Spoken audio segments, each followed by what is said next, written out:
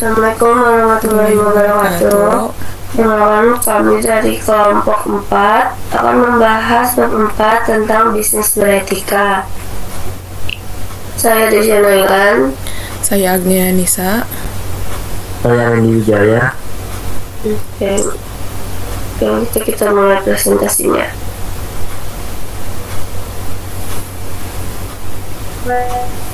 Jadi pada bab ini kita akan membahas tentang budaya, visi dan misi, sasaran dan strategi, serta konsep dan cakupan perlindungan investor. Nah, di sini ada definisi budaya. Budaya berasal dari bahasa Latin colere yang dapat diartikan sebagai segala daya dan aktivitas manusia untuk mengolah dan mengubah alam. Budaya adalah hasil cipta pikiran, rasa atau hati nurani, dan karsa atau perbuatan dari manusia. Jika dikaitkan dengan budaya perusahaan atau corporate culture, ketiga kompleks seperti yang dikemukakan oleh Konjaningrat, yaitu 1. Kompleks dari ide, gagasan, nilai, norma, peraturan, dan sebagainya. 2. Kompleks aktivitas dan tindakan berpola dari manusia dalam masyarakat. 3. Kompleks benar-benar hasil karya manusia. Terlihat dari definisi ini bahwa budaya perusahaan mencakup hal-hal seperti yang dikemukakan oleh Konjaningrat. Di dalamnya terdapat ide atau gagasan tentang nilai atau norma yang diyakini memberikan harapan dan mempunyai makna tertentu. Juga ada aktivitas dan tindakan berpola yang pemikiran dan perilakunya dipengaruhi oleh ide atau gagasan. Serta hasil dari suatu tindakan dapat berupa benda-benda fisik, misalnya barang dan jasa atau hal-hal non-fisik, contohnya kekayaan. Kemudian di sini ada budaya berdasarkan nilai. Budaya berdasarkan nilai merupakan sistem kepercayaan, norma, dan prinsip yang dianut oleh suatu organisasi atau perusahaan dalam menjalankan operasionalnya. Nilai-nilai ini menjadi pedoman bagi setiap individu dalam organisasi sebagai pengambilan keputusan, berinteraksi, dan bekerjasama untuk mencapai tujuan bersama. Budaya perusahaan juga berlandaskan nilai akan menciptakan lingkungan kerja yang lebih harmonis, meningkatkan loyalitas karyawan, dan membangun identitas perusahaan yang kuat di mata pelanggan serta mitra bisnis. Perusahaan seringkali menetapkan nilai-nilai inti yang harus dijunjung tinggi oleh seluruh anggota organisasi, seperti integritas, inovasi, kerjasama tim, serta kepedulian terhadap pelanggan dan masyarakat. Penerapan budaya berdasarkan nilai yang kuat juga berkontribusi terhadap peningkatan produktivitas serta kepuasan kerja karyawan. Selanjutnya ada kaitan etika dan budaya perusahaan. Etika dan budaya perusahaan memiliki hubungan erat dalam membentuk perilaku individu di dalam organisasi. Etika itu merujuk pada seperangkat prinsip moral yang mengatur bagaimana individu dalam organisasi harus bertindak. Sementara budaya perusahaan itu mencerminkan norma dan kebiasaan yang telah terbentuk dan diwariskan dalam lingkungan kerja. Budaya perusahaan yang berbasis etika akan menekankan transparansi, akuntabilitas, serta tanggung jawab sosial. Hal ini penting untuk membangun kepercayaan di antara karyawan, pelanggan, serta pemangku kepentingan lainnya. Misalnya, perusahaan yang menjunjung tinggi etika bisnis akan mencegah korupsi, praktik korupsi, diskriminasi, dan eksploitasi tenaga kerja. Visi dan misi. Visi adalah gambaran masa depan yang ingin dicapai oleh suatu perusahaan.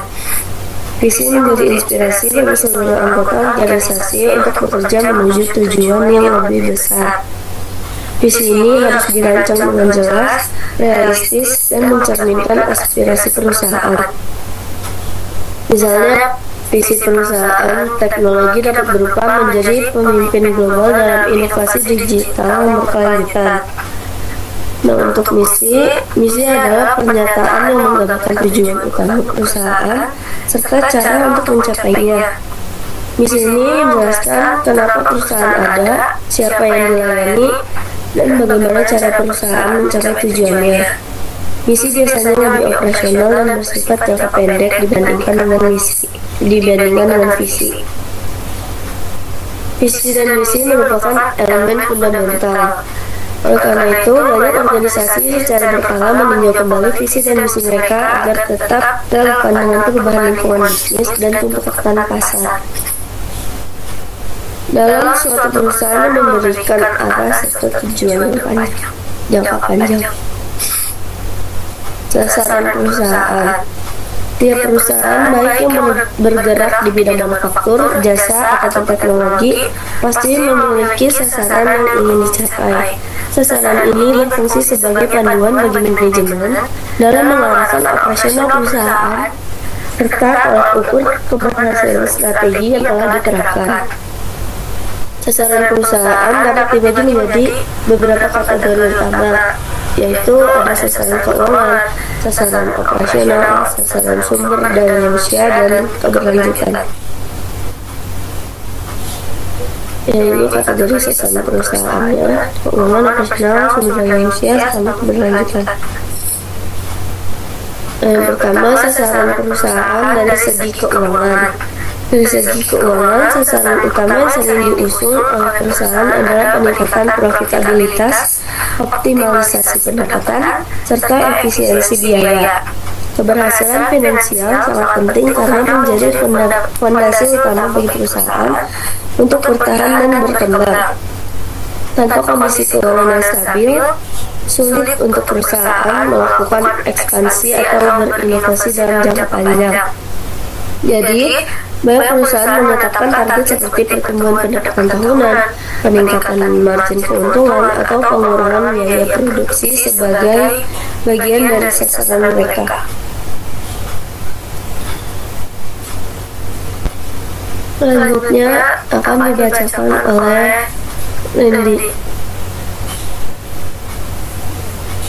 Baik, yang nomor 2 yaitu sasaran perusahaan dari segi operasional. Sasaran perusahaan dalam aspek operasional dalam dunia bisnis yang semakin kompetitif, efisiensi dan inovasi menjadi kunci utama agar perusahaan dapat terus bersaing. Oleh karena itu, sasaran dalam bidang operasional seringkali mencakup peningkatan produktif, optimalisasi, mencakup peningkatan produktivitas,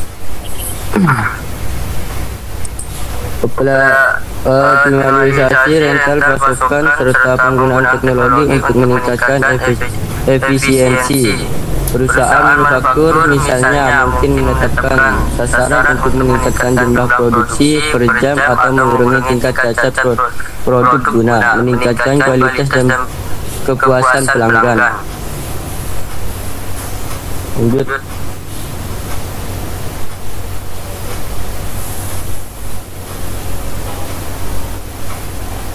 Lanjut. Yang nomor 3 yaitu sasaran perusahaan dari segi SDM. Sasaran perusahaan aspek sumber daya manusia juga menjadi faktor yang tidak kalah penting. Perusahaan yang ingin berkembang harus memiliki tim yang solid, kompeten dan termotivasi. Oleh karena itu, banyak perusahaan menetapkan sasaran terkait pengembangan karyawan, seperti peningkatan keterampilan melalui pelatihan, meningkatkan kesejahteraan tenaga kerja, serta penciptaan lingkungan kerja yang kondusif. Perusahaan teknologi misalnya seringkali berinvestasi dalam program pelatihan karyawan untuk memastikan bahwa tim mereka selalu selangkah lebih maju dari mengadopsi teknologi terbaru. Lanjut.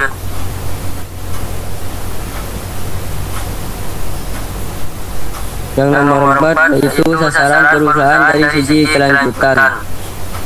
Dalam beberapa dekade terkait kelanjutan telah menjadi bagian dari sasaran utama banyak perusahaan. Semakin banyak perusahaan yang menyadari bahwa mereka tidak hanya bertanggung jawab kepada pemegang saham, tetapi juga kepada masyarakat dan lingkungan. Sasaran keberlanjutan seringkali mencakup pengurangan emisi karbon, penggunaan bahan baku yang lebih ramah lingkungan, serta kontribusi terhadap kesejahteraan sosial melalui program tanggung jawab sosial perusahaan (CSR). Lanjut.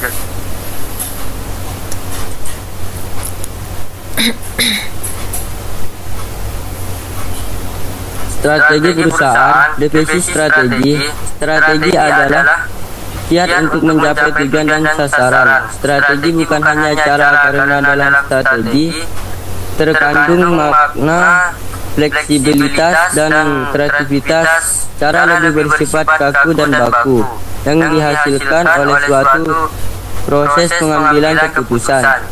Jika sasaran telah ditentukan, strategi mengurangkan secara lebih rinci kebijakan operasional yang harus dilakukan.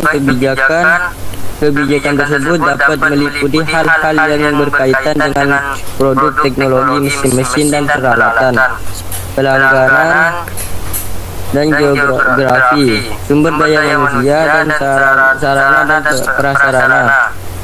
Strategi perusahaan. Strategi mengharuskan adanya pembedaan antara istilah perusahaan, company, dan koperasi, corporate. Perencanaan strategi dibedakan menurut levelnya, yaitu pada tingkat unit bisnis unit dan korporasi. Perusahaan digunakan untuk menyebut organisasi kegiatan bisnis secara umum. Unit bisnis merupakan salah satu cabang dari keseluruhan kegiatan bisnis yang dianggap mandiri atau mempunyai spesifikasi tertentu. Unit bisnis dapat berupa entitas legal terpisah atau bagian dari divisi dari sebuah perusahaan. Korporasi adalah kumpulan dari unit bisnis yang berada dalam satu kendala manajemen. Unit bisnis dan koperasi secara umum disebut perusahaan.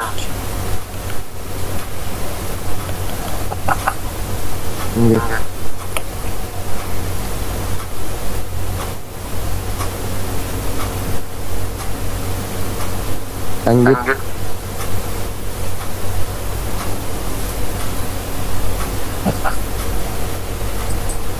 Pada level unit bisnis, perencanaan strategi digunakan untuk memperoleh keunggulan kompetitif dalam persaingan.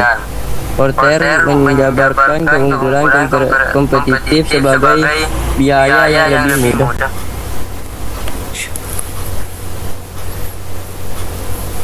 lower cost, dan diferensiasi. Strategi sebagai rencana didefinisikan sebagai langkah-langkah atau tindakan course of action terarah yang harus dilakukan untuk mencapai kesekumpulan secara yang diinginkan. Salah satu metode yang digunakan dalam perencanaan strategi adalah analisis SWOT, strategi weakness opportunity dan analisis ini dapat diperkenalkan tahun 1960-an oleh Harvard Business School, mencoba untuk memadukan kompetensi unit kompetensi yang dimiliki perusahaan dengan situasi lingkungan. Kompetensi unit dijabarkan dalam kekuatan kelemahan. Lingkungan dikomplekskan ke dalam kesempatan dan ancaman.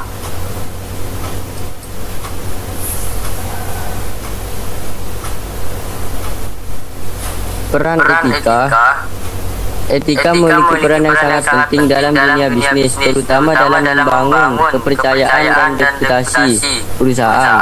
Perusahaan yang dikenal memiliki standar etika tinggi akan lebih mudah mendapatkan kepercayaan dari pelanggan, investor, dan mitra bisnis. Sebaliknya, perusahaan yang terlibat dalam skandal atau praktik bisnis yang tidak etis seringkali mengalami penurunan reputasi yang berdampak pada kerugian finansial. Misalnya kasus-kasus pelanggaran data pelanggan yang terjadi pada beberapa perusahaan teknologi besar telah menyebab penurunan kepercayaan publik dan berdampak pada nilai saham perusahaan tersebut. Perusahaan yang menerapkan etika bisnis juga cenderung lebih bertanggung jawab terhadap lingkungan dan masyarakat. Banyak perusahaan yang kini mulai mengadopsi praktik bisnis berkelanjutan seperti mengurangi limbah industri, menggunakan bahan baku yang lebih ramah lingkungan, serta berpartisipasi dalam program sosial membantu masyarakat sekitar. Dengan cara ini, perusahaan tidak hanya mencapai keuntungan finansial tetapi juga memberikan dampak positif bagi lingkungan dan komunitas. Menciptakan budaya kerja dan etis, perusahaan dapat meningkatkan produktivitas dan loyalitas karyawan dan pada akhirnya berdampak positif terhadap kinerja bisnis secara keseluruhan. Konsep dan cakup perlindungan investor yaitu ada tiga. Satu, konsep dan cakupan. Dua, yaitu variabel perlindungan. Tiga, keterbukaan informasi.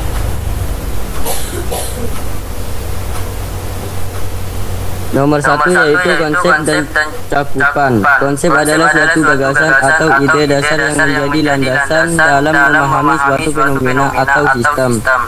Dalam konteks bisnis, konsep seringkali digunakan untuk menjelaskan prinsip atau teori yang menjadi pedoman dalam menjalankan berbagai aspek organisasi. Cakupan di sisi lain mengacu pada batasan atau ruang lingkup dari suatu konsep tertentu.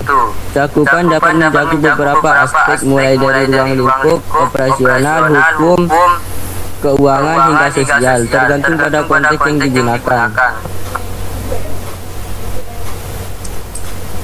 Yang nomor dua yaitu variabel perlindungan. Dalam berbagai bidang, variabel perlindungan memiliki cakupan yang luas dan dapat diterapkan dalam berbagai konteks seperti hukum, ekonomi, teknologi, dan lingkungan.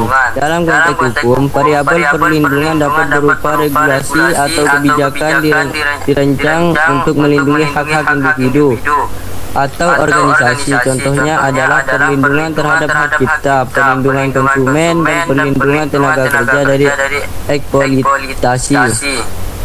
Di bidang ekonomi, variabel perlindungan bisa mencakup kebijakan moneter atau fiskal yang diterapkan oleh pemerintah untuk menjaga stabilitas pasar dan melindungi sektor industri tertentu dari ancaman eksternal, contohnya krisis keuangan dan persaingan tidak sehat.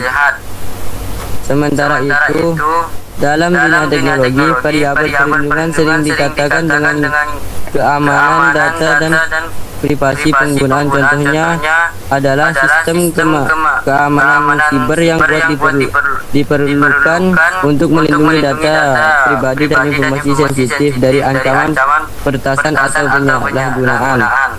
Di bidang lingkungan, variabel perlindungan dapat mencakup upaya konservasi alam, kebijakan pengurangan emisi karbon, serta perlindungan terhadap keanekaragaman hayati guna menjaga keseimbangan ekosistem. Contohnya adalah kebijakan penggunaan energi terbarukan seperti tenaga surya dan angin di berbagai industri, membantu mengurangi ketergantungan pada bahan bakar fosil.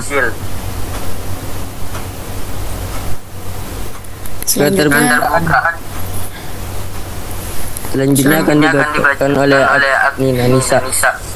Selanjutnya ada keterbukaan informasi. Keterbukaan informasi adalah prinsip yang menekankan transparansi dan aksesibilitas informasi kepada pihak yang berkepentingan dalam berbagai sektor, baik pemerintah, bisnis maupun organisasi sosial. Keterbukaan informasi menjadi faktor penting dalam menciptakan sistem yang adil, akuntabel, dan dapat dipercaya oleh publik. Keterbukaan dibagi menjadi 3 aspek, yaitu 1 dalam konteks pemerintahan, 2 dalam dunia bisnis, 3 dalam sektor media dan teknologi. Lanjut. Dalam konteks pemerintahan adalah keterbukaan informasi yang berkaitan dengan kebijakan yang memungkinkan masyarakat untuk mengakses informasi mengenai kebijakan publik, anggaran negara, serta keputusan yang diambil oleh pemerintah. Prinsip ini bertujuan untuk meningkatkan partisipasi publik, mencegah praktik korupsi, dan memastikan bahwa kebijakan yang diambil sesuai dengan kepentingan masyarakat luas. Yang kedua adalah dalam dunia bisnis. Keterbukaan informasi menjadi elemen krusial dalam menjaga kepercayaan antara perusahaan, investor, dan serta konsumen. Perusahaan yang terbuka mengenai kondisi keuangan, risiko bisnis, serta strategi yang menjalankan kecenderungan lebih dipercaya oleh para pemangku kepentingan. Oleh karena itu, banyak regulasi yang mengatur transparansi perusahaan seperti laporan tahunan, keterbukaan laporan keuangan, serta informasi terkait tata kelola perusahaan. Yang ketiga adalah dalam sektor media dan teknologi. Keterbukaan informasi juga berperan dalam memastikan akses masyarakat terhadap informasi yang benar dan dapat dipertanggungjawabkan dengan meningkatkannya kecenderungan berita atau hoax dan manipulasi informasi kepentingan bagi platform digital untuk menerapkan kebijakan transparan dalam menyaring dan menyajikan informasi kepada pengguna. Kesimpulannya di sini adalah budaya, visi, dan misi perusahaan berperan penting dalam membentuk identitas organisasi serta menentukan berkembangnya budaya perusahaan yang kuat, menciptakan lingkungan kerja kondusif, meningkatkan loyalitas karyawan, dan memperkuat hubungan dengan pemangku kepentingan. Keselarasan budaya dengan visi dan misi membantu karyawan memahami tujuan jangka panjang serta kontribusi maksimal. Visi dan misi yang jelas juga menjadi pedoman dalam operasional perusahaan dan mengadaptasi terhadap perubahan bisnis. Oleh karena itu, organisasi perlu meninjau serta menyempurnakan budaya, visi, dan misinya serta berkala agar tetap relevan, mencapai pertumbuhan keberlanjutan, serta memberikan manfaat bagi karyawan, pelanggan, dan masyarakat. Next.